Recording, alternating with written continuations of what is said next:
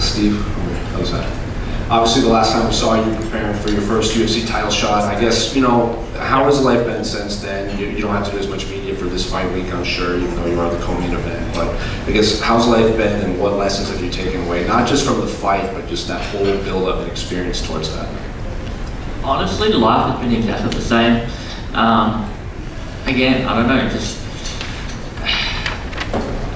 I learned a lot of lessons. I got a lot of confidence from the performance. I know it didn't go my way, but I know that I can hang at that level. I know I can go 5 rounds and push the pace. There's a lot of good things that came out of the fight, even though I didn't get the result I wanted.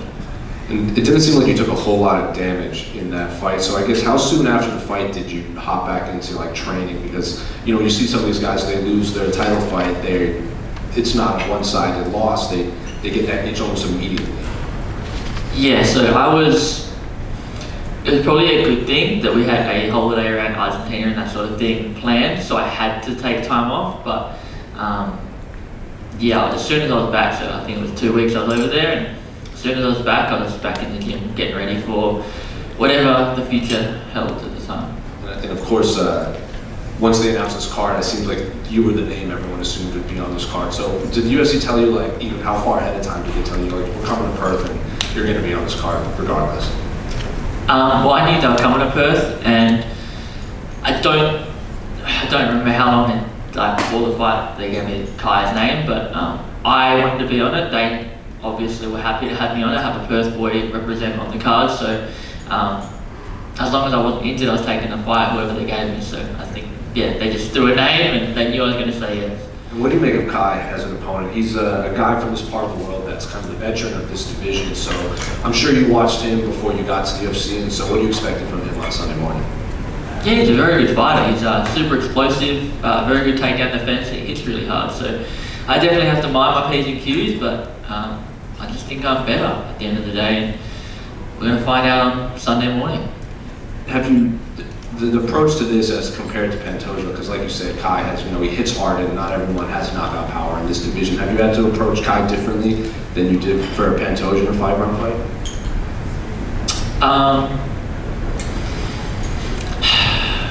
Not really. I mean, they both throw wide shots more so than anything else. It's just I'm not preparing for a guy who wants to take me down constantly. So I guess more of my camp is focused on the striking element. I'm not delusional. There is a chance, especially if it's not going well for him, that he will try to take me down. So I still need to keep that up and keep improving at it. But a lot of it's focused on the stand-up. Were you hoping this would be a 5-round co-main event? Because it's lately we've seen there's a title fight and then maybe a co-main event would be 5. Yeah, so after going 5 rounds, I definitely want to go 5 again. I think 5 suits me. I think the fact that I was finishing over the top of Pantoja means that I can finish over the top of a lot of people, and I just think 5 suits me. Are you surprised that you're returning before Pantoja in that fight? No, not at all. He first of all said that he needed to take some time off, and I like being active. I like fighting, so yeah, not surprised at all. Can I get your thoughts on what happened to Muhammad Mokaev? He was a big name in this division, and now he's no longer part of the promotion. I don't want to kick a man when he's down as much as possible, but yeah, he made some decisions. He obviously wasn't. People did make a fan of people, I guess, as not the fans, and obviously the people in the company. So I feel bad for what happened to him, but I guess he did it to himself. Then 2 quick ones unrelated to your fight, but I'm sure you saw in November they're going to implement those new rules that allow 12-6 elbows and redefine ground opponents. I'm curious, do you like those rules, and do you think it's been a long time ago? I don't know if I like the rules or not. I kind of do, kind of don't. I want to see how they translate. I'm excited to throw a 12-6 elbow at somebody, climb the tree and throw one, but I don't want to get hit by one so much. So I will see how it works out. Can I get your thoughts on the main event between Dricus and Israel? Yeah, I think Izzy's really good, as everybody knows. I think he's going to hit him. He's going to be able to find a way to put his hands on him to start with, and then I think Dricus is going to keep pushing and then eventually walk onto a really devastating shot. Thank you. Steve, right here. You and I talked yesterday, you said you kind of have a bucket list, you want to get a fight with a Mexican fighter because you love the culture and everything kind of about that. So where did that start for you? Like how did you come about, being into the Mexican fight culture? So, I mean, there's been so many, like Julio Cesar Chavez, Canelo Alvarez, I'm gonna butcher his name, the guy that fought Manny Pacquiao, Marquez, yeah. There's been so many great Mexican boxers, and again, they're fighters, and at the end of the day, that's what I like watching. I respect and I love watching technicians as well, but I want to see somebody who's a technician that goes out and wants to brawl with people too. Like that's my favorite thing to watch. And then how do you think the fight's gonna go between Brandon Royval and Tatsuro Taira? I think Tatsuro Taira has a really good chance of winning this fight. I don't think Royval's takedown defense and overall jiu-jitsu will be able to stop Taira. I don't necessarily think he'll finish him, but I just think he'll be able to take him down and control where the fight gets played out. What do you think the best meme you've gotten so far has been? Because I think there was one, it was a 305 and it was like a cast of The Office with all the fighters on it. What do you think the best one you've gotten is? I do honestly really like the one of Al Pacino sitting in front with the Botafogo out the back, and I think that's a pretty funny one. I like that one.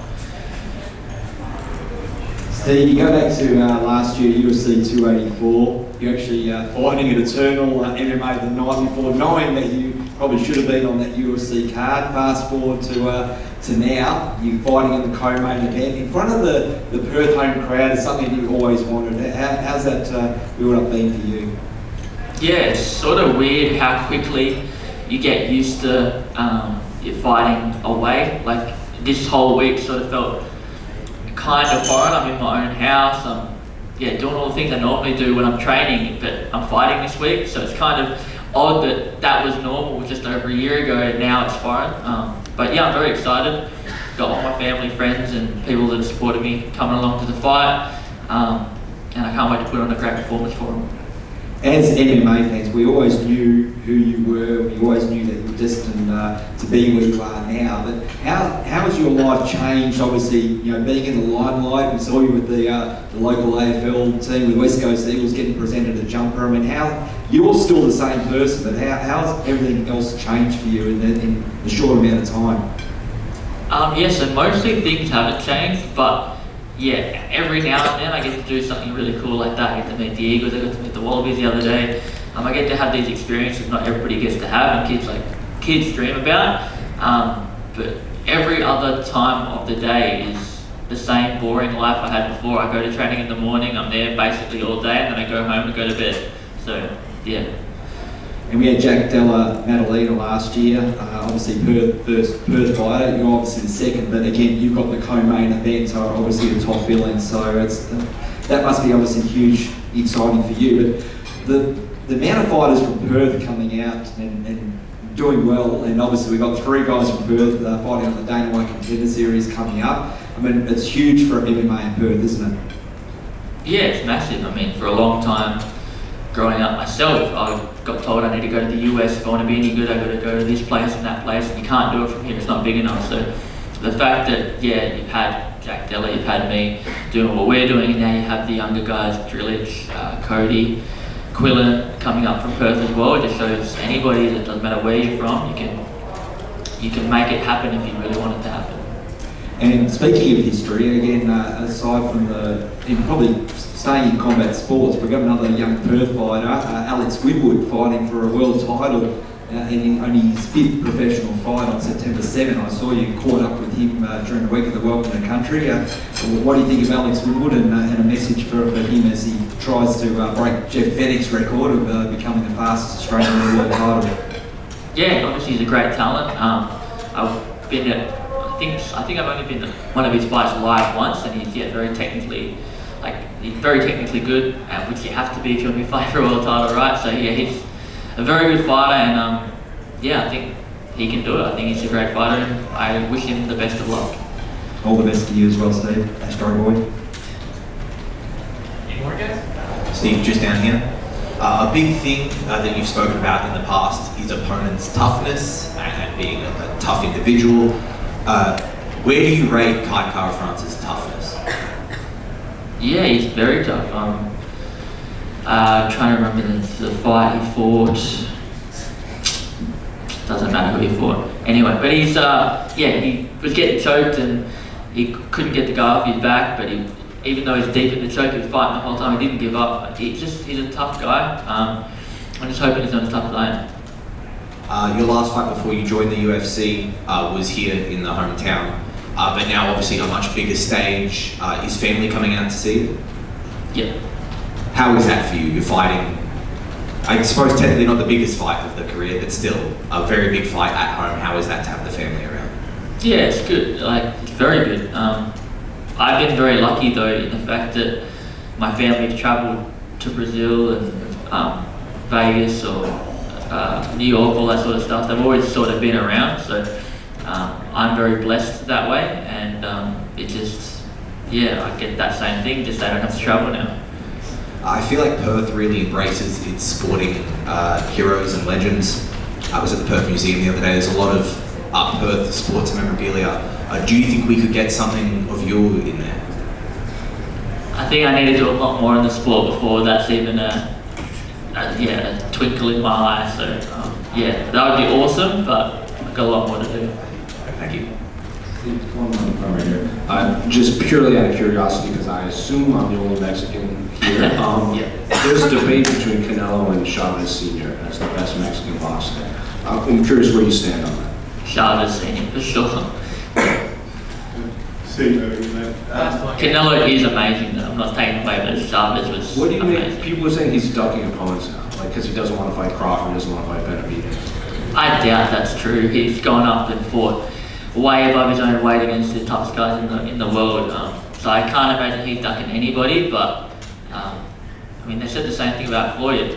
He fought all the best guys for a long time, and then near the end of the career, he didn't necessarily fight the people they all wanted him to fight. But to say that he's ducking people, I think is also crazy. Steve, you spoke yesterday about you think you're probably 2 wins away from being back in that title contention. Have you outlined a path back there yet after what was a disappointing earlier fight this year, I suppose? The result was disappointing. I have a rough guide. Obviously, Kai's first on the list, and then Amir Albazi and I don't know, Moreno, Royval, somebody like that. I think would be the guys. Right. It's a bit of a race between you and Jack to be the first champion at this stage. Is the goal, you're the co-main event, is the goal to be the headline act of defending a title in Perth?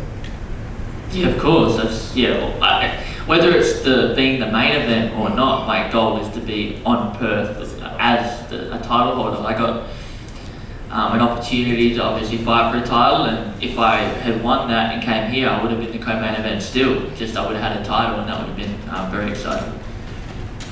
Thanks, mate. Thanks, guys. That's it. We're wrapping up. Thank you, guys.